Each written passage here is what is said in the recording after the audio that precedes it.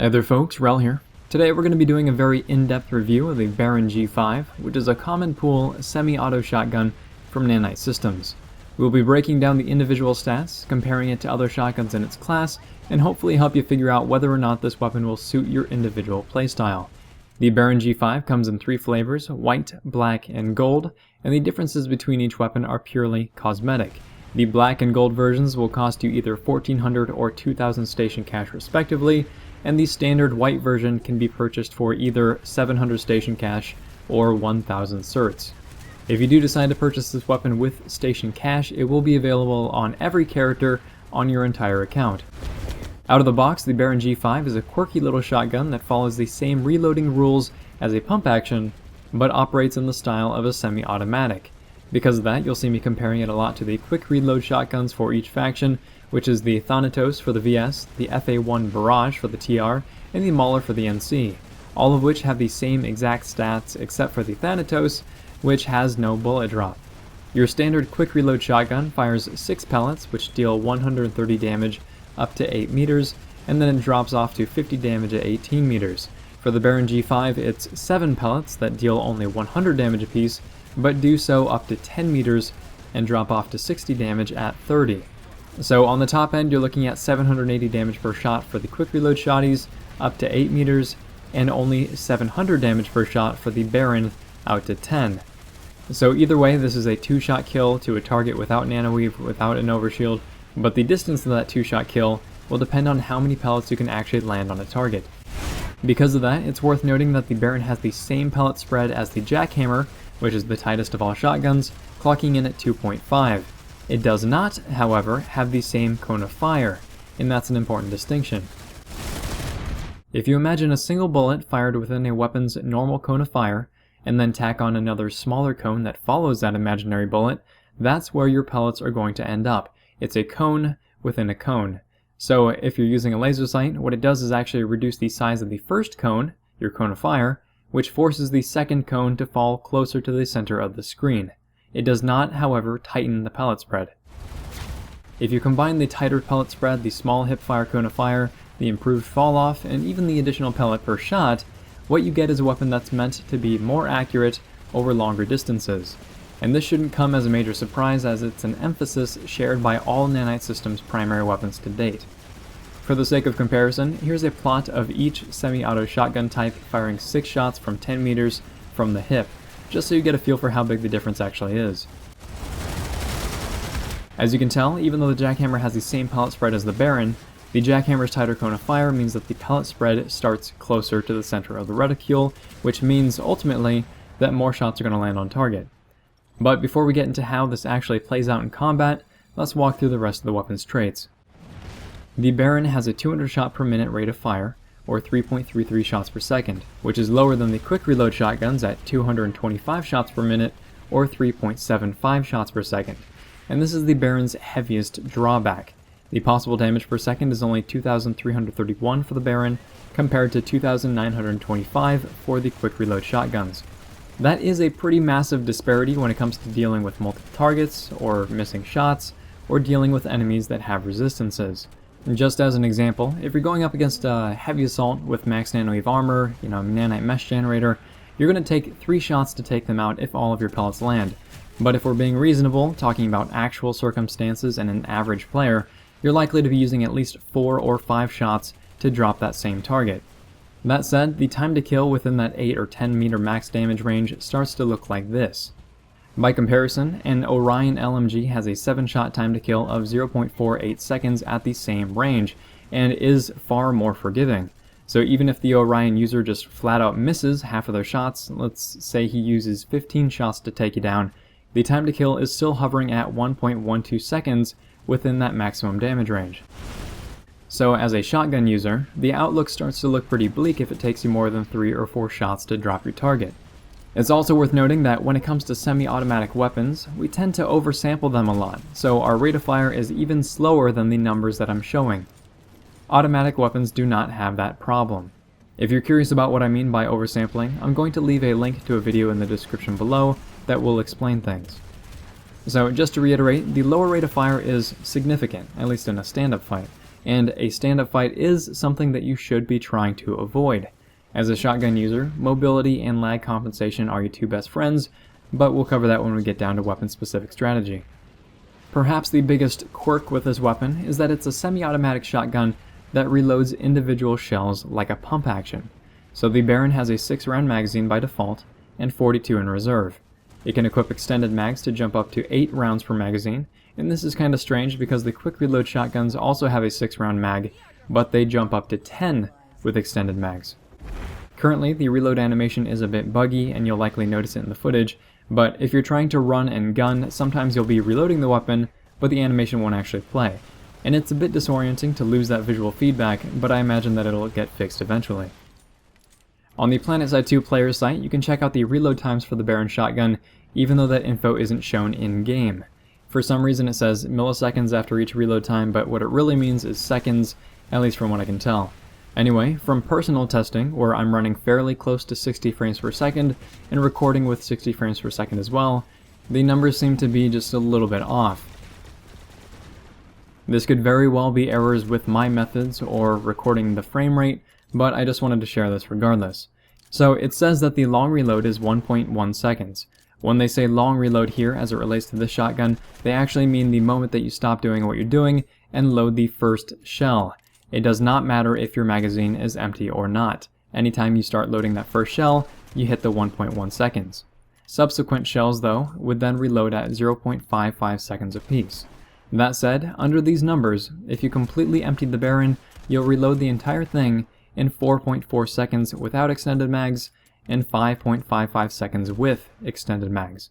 My testing comes up a little bit different at around 4 seconds for a 6-round magazine and 5 seconds for an extended one, so around half a second difference from the stated numbers. And as a fun little side note, thanks to the chambering times that happen whenever you fire without finishing off the reload process, after firing a shot, if you reload a single shot and then fire again, it's going to take 1.5 seconds to complete. And that's a huge downside with single shell reloading, as it's supposed to be a compensatory benefit. But let's take a step back for a moment and look at some things. So, provided the player's site numbers are correct, which could completely be the case, that would make the Baron the longest reloading shotgun in the entire game, start to finish, at 5.55 seconds. Quick reload shotguns can reload an entire extended magazine in 2.1 seconds short and 3.22 seconds long, and even the heavy pump-action shotgun reloads in 3.58 seconds without extended mags and 5.02 seconds with. Granted, it also has 2 less rounds, but it also has one-shot kill potential, which is something that the Baron obviously lacks. So the rationalization behind this is likely that you can reload individual shells pretty quickly. This potentially lets you get back into the fight more quickly, and even reload in the middle of combat when necessary, and to some degree, it's true. I'm going to show you a short little example of that here, and a better, longer example later on. So, terrible aim and ammo wasted aside, I'm able to pop 2 rounds into the chamber again, and take out a sleeping engineer. So yes, it does make sense, it works, in theory, but in practice, the cost far outweighs the benefits. In a hectic fight, you're dropping 4 or 5 shots on a single target like nobody's business. If you go to reload and happen to find that 1.65 seconds necessary to load up 2 more shells, not even fire them, just reload them, you probably could have found an extra 0.45 seconds to reload an entire magazine with a quick reload shotgun. And what's probably more important, just to emphasize this again, is that it takes time to chamber the weapon if you want to fire after popping in another shell. The benefit of ditching mid-reload is mitigated a great deal because of this chamber time, because of this delay. If it takes 1.1 seconds to reload a single round, that would mean that you're looking at a 0.4 second chamber time just based on earlier testing. Also, if you happen to squeeze the trigger right before the shell makes it into the chamber, then you lose out on reloading that shell, and again, you have to sit through the chamber delay as you squeeze the trigger. What would make a lot more sense is if you were forced to finish inserting the shell before it let you squeeze off another round, and this is exactly the same way that the weapon currently operates when you have a completely empty magazine, and it would be nice to just extend that feature to each individual shell. This may be a little bit confusing for anybody who's not a dev or an animator, but in short, as of now, the mechanic feels more like novelty than anything else, which is kind of sad given that it already lacks in damage per shot, rate of fire, magazine size, and even suffers a drawback from equipping extended mags, which is something that no other weapon, save for pump actions, have to deal with. If I were to suggest a fix just to make the weapon more balanced among its peers, it would probably be to make the individual shell reloading a bit faster overall, so maybe something like 0.75 seconds for the first round and 0.42 seconds for subsequent rounds instead of the current 0.55. This way, combat reloading is more viable, the animations won't get too screwy, and an extended magazine long reload will come out to 3.69 seconds, which is 0.4 seconds longer than the quick reload shotguns, and you're still being subjected to that 8 round limitation opposed to the 10. To me, this seems pretty fair, and it would put the weapon more in line with others in its class. But that is enough about the reload mechanic. The last thing that I'd like to briefly mention before moving on to the attachment options is the projectile velocity. The Baron G5 has a projectile velocity of 400 meters per second, which is the same as the jackhammer, and much faster than other weapons in its class. But that advantage does not carry over to slugs, meaning that the increased bullet velocity is a negligible trait in the scheme of things. That said, let's talk about attachment options. The Baron has access to scopes 1x through 4x, including night vision and 2x reflex, and it can equip a forward grip, laser sight, flashlight, and extended mags, as well as slug ammunition, so there's nothing too interesting there. As far as scope selection goes, I prefer the 2x reflex, IRNV, or iron sights. The infrared is good to have on standby for smoke and nighttime use, while the 2x reflex and iron sights are better all around. If you plan on using slugs, then a crosshair 3.4x is a good choice as well, but it tends to clutter the screen while strafing in hipfire range. For rail attachments, extended magazines are still the way to go. It will effectively increase your reload time by about a second, but the important part is that you have more leeway for combat reloading. 6 shots in a semi-auto shotgun can require up to 3 well-placed hits to bring down a heavy. Those are not good odds, especially since close quarters combat is usually hectic and it's difficult to pace properly. The weapon has poor ammo efficiency compared to others in its class, and any way that you can help mitigate that downside is worth doing. I have played with the laser sight a bit, both with slugs and without, and I just don't think that it's quite up to snuff. Given the shell-based reloading system, if the weapon had a default 8-round magazine, I could see it being very, very useful, but at the moment you just risk a bit too much. Likewise, the same advice applies to the forward grip. The weapon does have a little bit of right pull recoil, and the forward grip will help mitigate that for slug users, but unless you have amazing accuracy, that 6-round magazine and a long reload time is just going to give your targets plenty of time to get away. Speaking of slug ammo, I can't really recommend it. The first reason is that battle rifles are superior to slug shotguns in every practical sense. And now that the combat meta class has access to battle rifles, that leaves light assaults as the only class without a weapon dedicated to long-range semi-auto sniping. So if you are trying to make do with a slug shotgun, here are some things you can consider. Slug rounds on the Baron do 500 damage within 10 meters, and after that it tapers off, but it never drops below a 3-shot kill to the chest unless the target has some damage resistance. The projectile velocity on slug shotguns is extremely slow, and the drop is sizable. At 100 meters, aiming at the head means that the bullet will hit the kneecap. Even at 20 meters, you're still going to be aiming slightly above the person's head in order to land a headshot. Lastly, the accuracy is not perfect, and the moving accuracy is even worse. So if you intend to snipe with slugs, you need to be stationary, preferably in a tree, and more than 40 meters away from the people that you're killing. This way, you can look down on the enemies, which means that the bullet drop is more manageable, and headshots come easier. And enemies won't be able to pick your unsilenced weapon up on the minimap because they'll be too far off. Of course, if your target is running the awareness implant, then it kinda sucks to be you. That said, if you are not planning on slug sniping, here is some weapon-specific strategy.